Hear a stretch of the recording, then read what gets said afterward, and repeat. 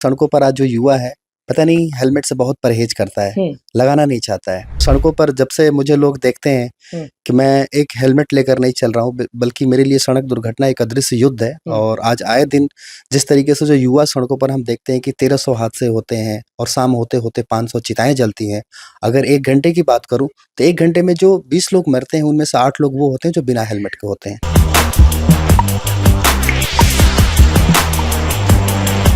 नमस्कार, मैं हूं अनुकुल तिवारी और आप वॉइस हब देख रहे हैं। देखिए, हमारे बगल में जो बैठे हैं ना, उनका नाम कोई नहीं जानेगा, लेकिन उनका जो टैग है ना, हेलमेट मैन ऑफ इंडिया, वो सब लोग जानते हैं। हर जगह पहुंचते हैं, हर वक्त पहुंचते हैं। बहुत बहुत स्वागत है आपका। सब लोग सोच रहे होंगे कि हेलमेट मैन ऑफ इंडिया नाम क्यों रखा गया। अभी भी हम इंटरव्यू ले रहे हैं तो आप हेलमेट पहने हुए हैं। आप प्लीज बताएं कि आपकी जर्नी कैसे शुरू हुई थी, सब चीज कैसे शुरू हुई थी, और ये असली नाम आप बताएं, क्योंकि सब लोग हेलमेट मैन ऑफ इंडिया से ही जाने जाते हैं, मतलब कि जानते हैं।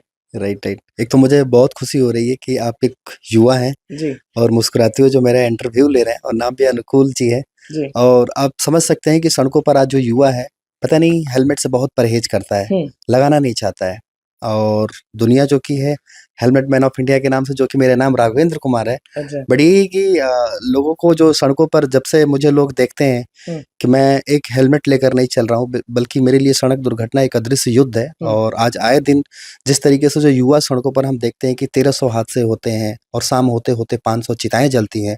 अगर 1 घंटे की बात करूँ, तो 1 घंटे में जो 20 लोग मरते हैं, उनमें से 8 लोग वो होते हैं जो बिना हेलमेट के होते हैं। तो यही जो मेरी लड़ाई है, जो चल रही है। लेकिन यंगस्टर जो है, जो आपको भी देख रहे हैं, वो वीडियो तो ज़रूर लाइक करेंगे, वीडियो ज़रूर शेयर करेंगे, लेकिन आप जो बोल रहे हैं, वो समझते नहीं हैं कि हेलमेट लगाना बहुत ज़रूरी है। हाँ, चालान से बचने के लिए कुछ उपाय ज़रूर कर लेते हैं, लेकिन हेलमेट नहीं पहनते हैं। देखिए, चालान एक्चुअली वो रहा नहीं। भारत के अंदर अगर देखा जाए तो एक सामान्य नागरिक अगर जब सड़क पर मरता है, तो उसका परिवार, तो दुनिया खत्म होती है, जो परिवार के लिए। और 92 लाख रुपए भारत सरकार के राजस्व का नुकसान होता है। अगर युवा, क्योंकि आज युवाओं के ऊपर हमारा देश आज उसके सोचा जाए उसके कंधे पे है। अगर कोई युवा आईपीएस बनता है, तो उसके कंधे पर आईपीएस वो भारत का लोगो आता है। तो उसको देश का नेतृत्व करना है। अगर वही युवा अगर खुद अपनी ज़िम्मेदारी, अपनी सुरक्षा, अपने समाज की सुरक्षा को नहीं समझ रहा है, तो इट मीन्स कि कहीं न कहीं अलग वो मार्ग पे भटका हुआ है। तो मेरा पर्पस ही रहता है कि उस युवा को एक मार्ग देना। आज देखा जाए, जो हमारे भारत के अंदर जो 2 लाख लोग मरते हैं, उसमें से 50,000 वो लोग मरते हैं जो घर के सिंगल चिराग होते हैं। और इकलौते बेटे, इकलौते बेटी, जो भी। Exactly, exactly. तो मतलब ये सोचिए कि जिस परिवार में अगर उस घर का चिराग बुझता है, वो जीवन भर के लिए गूंगा बन जाता है। और आज तक किसी गूंगे के इतिहास न दुनिया सुनी, न लोगों ने सुना। शायद मेरी भी जो मिशन स्टार्ट है, तो जो मैं अपने दोस्त को खोने के बाद यही था कि जो भी माता-पिता अपने बच्चों की शिक्षा के लिए भाग रहे हैं, उसके परवरिश के लिए, वो बचपन से ही सुरक्षा के लिए भागें। इसीलिए हमने सुप्रीम कोर्ट से जो 4 साल के बच्चे के ऊपर हेलमेट का कानून पास करवाया, ताकि हर माता-पिता जैसे अपने बच्चे को जूते-चप्पल बिल्कुल, पहना हाँ। रहे हैं, वैसे ही हेलमेट की आदत है। राइट। क्योंकि वो भी गाड़ी पे बैठेंगे, उनको भी चोट लग सकता है। बिल्कुल, चोट की बात नहीं है, क्योंकि एक जब दुर्घटना होती है, एक आर्थिक चोट होती है उस परिवार के लिए। और भविष्य मतलब कहीं न कहीं एक कहते हैं ना कि हमारा वंश, तो वंश ब्रेक होता है। आपकी आपके दोस्त के साथ जो चीज़ हुआ, उसके बाद से आपने ठाना कि आपको हेलमेट बाँटना है हर जगह? देखिए, हम जैसे खाने की जब उत्पत्ति आप देख रहे हैं, इंटरव्यू में मैं हेलमेट पहन के ही दे रहा हूँ। और चाहे फ्लाइट में भी कहीं भी ट्रैवल करता हूँ हेलमेट, तो मेरा रहता है कि प्रत्येक परिवार तक 140 करोड़ आप आबादी फ्लाइट तक में बैठते शिक्षा तो दें। भी हेलमेट पहनते हैं? हाँ, हाँ, फ्लाइट में क्या, इंडिया से बाहर भी जब जाता हूँ तो लोग, क्योंकि ऐसे अगर मैं खुद भी अगर हेलमेट उतार दूँ, शायद मेरा कोई पहचान ही नहीं, तो लोग मुझे इसी चीज़ों को, इस तस्वीर को ही देखते हैं कि अच्छा हेलमेट पहन के ट्रैवल कर रहे हैं। तो मेरा यही संकेत रहता है कि कि आप उसी बहाने उनको आपकी बातें याद आएँगी और वो हेलमेट पहन के रहेंगे। बिल्कुल, क्योंकि हेलमेट कोई ऐसा नहीं, क्योंकि आज हमारे इंडिया में देखा जाता है कि क्लास, जैसे किसी के पास 50 लाख की गाड़ी है, अगर कोई बाइकर है तो उसको बाइक वाले को छोटा देखता है। लेकिन वो ये सोचते हैं कि आज किसी के घर पर चाहे आप चौबीसों घंटे में कुछ भी ऑनलाइन सामान ऑर्डर करते हैं, कोल्ड ड्रिंक, पिज़्ज़ा, बर्गर, कुछ भी चीज़ें, तो एक टू व्हीलर वाला ही आता है। इट मीन्स कि ये भारत की अर्थव्यवस्था को ढो रहे हैं। आज देखा जाए, नीति आयोग के अनुसार 80 लाख लोग ऐसे टू व्हीलर गिग वर्कर जिनको बोलते हैं, और आने वाले 2030 के अंदर इनकी संख्या 5 करोड़ हो जाए। तो ये हमारे भारत की अर्थव्यवस्था को कितना मजबूत बना हेलमेट रहा है। आप अब तक डिस्ट्रीब्यूट कर चुके हैं? कितना बाँट चुके हैं? देखिए, मेरा पिछले 11 साल में 70,000 हेलमेट बाँटने का वर्ल्ड रिकॉर्ड भी है। हाँ। और 40 लोगों की ज़िंदगी बचाया हूँ, और सफ़र मेरा आज भी जारी है। 70,000 जी, हेलमेट 70,000, बाँट दिया। 22 राज्य की सबसे सड़कों पर पहले आप हम। कहाँ हेलमेट बाँटना शुरू किए थे? होता है ना कि हाँ, यहाँ से मैं शुरू करूँगा, इतना हेलमेट स होता है। सोचना बहुत ईज़ी होता है कि हाँ, अरे हम भी बाँटेंगे। कल से, लेकिन आपने कहाँ से शुरुआत किया था? कितना हेलमेट पहली बार में बाँटा था? देखिए, बिहार से जन्मा हूँ, तो हाँ। ज़ाहिर-सी बात है मैंने कहाँ अपने बिहार दोस्त में, को कहाँ से? बिहार में कैमूर जिला से हूँ और जो मेरे दोस्त की डेथ हुई थी वो मधुबनी, दरभंगा, झंझारपुर से वो चीज़ें। तो मैंने शुरुआत इन्हीं पटना की सड़कों से वो चीज़ें किया था हुँ, और उस समय याद है कि मैं पूरी दुकान की ही हेलमेट खरीद लिया था, हुँ। क्योंकि उस समय कितना पड़ा जोश था? था। और उस समय एक्चुअली पर्पस ये था कि जब शुरुआत हेलमेट का हुई थी, कितना पड़ा था जो मैं आपने बता रहा खरीदा? हूँ 1,86,000 की वो हेलमेट थी कहाँ से और आया 1 लाख 86,000? देखिए, उस समय मैं पहले जॉब किया करता था, हाँ, पैसे की कोई दिक्कत नहीं थी हुँ, और इतना तक आज जो मैं पहले अपना जो एक्सपीरियंस बता रहा हूँ हुँ, और दुकान से मैंने कहा कि भैया पूरी हेलमेट पैक कर दो, सारा चीज़ें। दुकान तो वाला उसको भी लगा शॉक। कि शॉक्ड है कि कोई मेरा दुकान तो नहीं बंद करा रहा है, क्या कर रहा है? वो पूछने लगा, "भई क्या करोगे आप?" तो वो बड़ा शॉक्ड हो गया और मैंने पेमेंट उसको कर दिया और मैंने कहा कि भई मुझे इसको बाँटनी है और इसको धीरे-धीरे लेकर के जाऊँगा। हुँ, तो वो मेरे साथ मतलब पड़ोस वाले को देखकर मैं बोला, कल उठाऊँगा, हेलमेट लेके जाऊँगा। तो वो भी फिर मेरे साथ पीछे आया, फिर देखा तो वो देखने के बाद हेलमेट बाँटने के बाद वो खुद भी मुझे गले लगा लिया, बोला सर ये चीज़ है और जो 1,86,000 में से उसने 10,000 का डिस्काउंट दे दिया, बोला सर नहीं, ये चीज़ें कुछ भी तो कम से कम ये था कि उसने देखा कि पहली बार कोई अपने मित्र को खोने के बाद इस तरीके से कार्य कर रहा हुँ। है और क्योंकि जो मेरा मित्र भी था, जो मैंने ब जैसा बताया कि माता-पिता का इकलौता चिराग था और 20 साल कैसे की हो गया मन्नत था? कहाँ हुआ था? हादसा? एक्चुअली ये नोएडा एक्सप्रेसवे जो हम साथ रहते थे, हुँ, दिल्ली एनसीआर जो कि नोएडा के अंदर जो हुँ, पढ़ाई कर रहे थे, तो मेरा रूम पार्टनर था और वही नोएडा से ग्रेटर नोएडा आ रहा था। तो उस समय नया-नया एक्सप्रेसवे था और लोगों की रफ्तार में चलने की आदत है, तो पीछे से गाड़ी ने हिट कर दिया हुँ, क्योंकि 80% जो टू व्हीलर वालों की डेथ होती है, उनमें उनकी कोई गलती नहीं होती है। तो वही अस्पताल में जाने के बाद कम से कम 8 से 10 दिन सफ़र किया और 20 साल की मन्नतों के बाद हुआ था और सबसे बड़ी बात है कि एक 65 से 70 साल की उम्र में माता-पिता अपने पुत्र की मतलब ज़िंदगी बचाने के लिए हेलमेट एक पहन जुआ जाता बच खेलने जाता। हाँ, जुआ खेलने के लिए अस्पताल में जो गए और उन्होंने 19 से 20 लाख रुपए भी लगाए, लेकिन न पुत्र हासिल कर पाए वो और जहाँ पर उन्होंने सपने के लिए भेजा था, वहीं पर अपने पुत्र की मतलब चिता जलते हुए देखी। तो ये कहीं न कहीं जो मुझे उनके आँखों में आँसू थे, वो रक्त के आँसू थे। तब मैंने देखा कि ऐसे मेरे दोस्त की तरह न जाने ऐसे कितने परिवार, जो रक्त के जो उससे आँसू बहुत रो रहे हैं। मोहब्बत था इसलिए तो ये सब बिल्कुल, चीज़। बिल्कुल। क्योंकि जब 2 बेड हुआ करते हैं कमरे में, एक जब खाली हो जाता है तो लगता है कि ज़िंदगी आधी खत्म हो चुकी है और ऐसा क्या हो गया? हम किसको दोषी मानें, किस सिस्टम को दोषी मानें? तब मुझे लगा कि सड़क दुर्घटना एक अदृश्य युद्ध है और इस युद्ध के खिलाफ मुझे लड़ना है और ताकि इस तरीके से जो घटनाएँ हो रही हैं, जो सड़क हादसों में मौत हो रही है, बल्कि उन परिवार को अंधेरे से बाहर निकाल कर के उजाले में लेकर के आना है, उन्हें भी आमंत्रित करना है। क्योंकि मैं युद्ध की बात इसलिए कर रहा हूँ कि आज जो हमारे भारत की सड़कों पर ये जो मौत हो रही है, आज से 5,000 वर्ष पहले किसी युद्ध में होती थी। आज बिना किसी युद्ध के हमारे सड़कें पर जो देख रहे हैं रक्त के निशान, हर दिन मतलब आज हर जितने भी दिन, हर दिन। हर दिन जो श्मशान घाट हैं, अगर उसको एक्सप्रेसवे के किनारे विस्थापित कर दिए, तो आज भारत के अंदर हाहाकार मच जाएगी क्योंकि इतनी मौत हो रही है। और दुनिया को पता है कि भाई भारत सबसे ज़्यादा मौत के आँकड़ों में रफ़्तार जो तेज़ी से बढ़ रहा है, तो ये जो 2 लाख लोग मरते हैं, 2 लाख लोग नहीं है, बल्कि ये 2 लाख परिवार होते हैं। पटना के लोग आपको देख रहे हैं, पटना में भी अटल पथ नाम का रोड है और उस अटल पथ पे हर दिन 2 लोग मरते हैं।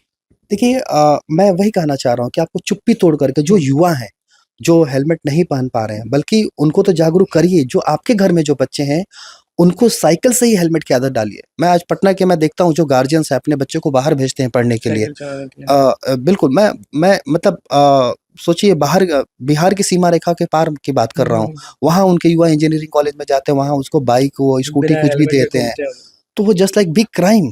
हुँ, क्यों कह रहा हूँ? क्योंकि आप अपने बच्चे को स्कूटी, बाइक तब दीजिए जब उसको देखिए कि क्या आपने अपने घर में उसको लिए जब साइकिल लेकर आ रहे हैं, तो क्या साइकिल पर उसको हेलमेट लगाने की बिल्कुल। आदत है? आप के बच्चे हैं, आप शादीशुदा हैं या नहीं? बिल्कुल सर, हम शादीशुदा हैं। बच्चे मेरा आपके 7 कितने साल बड़े का हैं? बच्चा भी है, एक ही बेटा है। उसको सिखाएँ हैं? उसको सिखाएँ क्या, वो भी मेरी तरह हेलमेट और वो साइकिल पर हेलमेट और आई थिंक सोसाइटी में किसी भी बच्चे को देखता है जो उसके दोस्त हैं, वो तुरंत ही कहता है पापा ये हेलमेट नहीं, या तो उसके मम्मी-पापा से बोलता है हुँ, या तो फिर खुद कहता है कि आप हेलमेट ले लो। तो ये कम से कम क्योंकि हमें हर युवा को एक स्मार्ट रोड यूज़र बनाना है, ताकि उसको हमारे देश की 1.4 बिलियन पॉपुलेशन है और उसमें देखा जाए कि आज उतने सैनिक नहीं है, मतलब पुलिस नहीं है। हुँ। आप एक थाने में जाते हो बहुत अभाव है, तो हर जनता को ये बिल्कुल, ज़िम्मेदारी तो पटना के जो युवा हैं, वो बिना हेलमेट के घूमते हैं अटल पथ पर आए दिन, हर दिन 2 लोग मरते हैं, उनको कुछ बोलना नहीं चाहेंगे? उनको कुछ मैसेज नहीं देना चाहेंगे? देखिए, युवा हैं और उनको भारत का नेतृत्व करना है, हुँ। उनके कंधे के ऊपर ज़िम्मेदारी है और खुद भी जो बिना हेलमेट ऐसे जा रहे हैं, तो कहीं न कहीं वो गलत डायरेक्शन पर हैं हुँ। और कारण उनकी जो परवरिश है, मैं उसमें उनकी दोष नहीं दे रहा हूँ, हुँ। उनके माता-पिता की दोष दे रहा हूँ। माता-पिता इंडियन आइडल में आप गए थे, वहाँ पे एक अलग माहौल और एक अलग पहचान लेके आए, कैसा लगा था इंडियन आइडल? देखिए, वो अच्छा है रियलिटी शो और वहाँ भी जब आप शो में पहुँचते हैं, तो जो कंटेस्टेंट होते हैं, एक दोस्त की तरह थे और वहाँ से पता था कि एक ही कोई विजेता बनेगा। हुँ। लेकिन अब ये है कि उनकी दोस्ती बनी हुई, तो दोस्ती को किस तरीके से याद रखा जाए? तो उन लोगों ने शायद मुझे इनवाइट्स किया क्योंकि मैं भी अपने मित्र को खोने के बाद मतलब एक कहते हैं ना कि वहाँ पे जब 12 कंटेस्टेंट बचे थे 11 तो यानी कि जो मेरे 11 साल आज हो चुके हैं, तो उनको ये था कि जो मरने के बाद भी अपने दोस्त का वादा निभा रहा है, वो उसको जीवित कर रखा है। बिल्कुल। तो कहीं न कहीं हमारी जो आवाज़ है, शायद हम इस दुनिया में कल को ना रहें, हमारी आवाज़ रहेगी इस भारत में पहचान में, लेकिन दोस्ती हमेशा बरकरार रहेगी। तो उनको लगा कि हाँ, इस हमारी दोस्ती के मोमेंट्स के लिए helmet man of India best हैं। अगर वो हमारे बीच आते हैं, तो कहीं न कहीं हमारी जो इस इंडियन आइडल के मंच से जो हम सिंगिंग कर रहे हैं, वो एक अच्छी मतलब परिवारों तक एक यादें लेकर के भी जाएगी और हमारी भी जुड़ी रहेगी। कहा जा रहा है कि कपिल शर्मा में भी जा रहा है। देखिए, उनकी बात है एंटरटेनमेंट आज दुनिया बहुत परेशान है। रोड एक्सीडेंट्स में ही मतलब आप देखिए लोग हेलमेट नहीं लगाना चाह रहे हैं। तो वो भी चाहते हैं कि भई हम भी सड़क सुरक्षा के पार्ट बने। हुँ। तो कहीं न कहीं हेलमेट मैन ऑफ इंडिया को पकड़ करके हम भी भारत के कोने-कोने हर माँ को कैसे बिल्कुल। इंस्पायर करें हुँ। कि ताकि वो जब सुरक्षित रहेंगे तभी तो कपिल शर्मा के शो देख पाएँगे। और वो हमेशा अपने परिवार के साथ वो हँसाना चाह रहे हुँ। हैं। लेकिन वो भी देख रहे हैं कि सड़क हादसों में इतने गम हुँ। हैं, इतने पहले हादसे हो रहे हैं। आप जॉब करते थे, अभी आप क्या करते हैं और किस तरह से हेल्प हो जाता है आपका ताकि आप लोगों को हेलमेट खरीद सकते हैं? पहले तो चलिए आप पहली बार जॉब किए, जी। तो उस पैसे से खरीदे, अभी कहाँ से पैसे आए? देखिए जॉब जब आप जो भी लड़ाई लड़ते हैं तो ऐसा नहीं कि मैं अकेला हूँ। हुँ। आज जैसे मैंने बताया कि जो 1300 हादसे होते हैं, 500 चिताएँ जल रही हैं, सड़क हादसों में मौत हो रही हैं, तो मेरा पर्पस रहता है कि उन परिवारों को भी सड़क दुर्घटना के खिलाफ लड़ाई लड़ना। तो जो मैंने 2016 में जैसे नौकरी छोड़ी, इस ग्रेटर नोएडा शहर में घर भी था, हमने घर भी सेल कर दिया। घर सिर्फ़ बेच दिया? हाँ जी, घर बेच दिया ताकि हेलमेट बाँट सकूँ। घर बेच दिया मतलब कि हेलमेट बाँटने के लिए? हेलमेट बाँटने के लिए, इसीलिए तो लोग पागल कहते हैं वो सारी चीज़ें।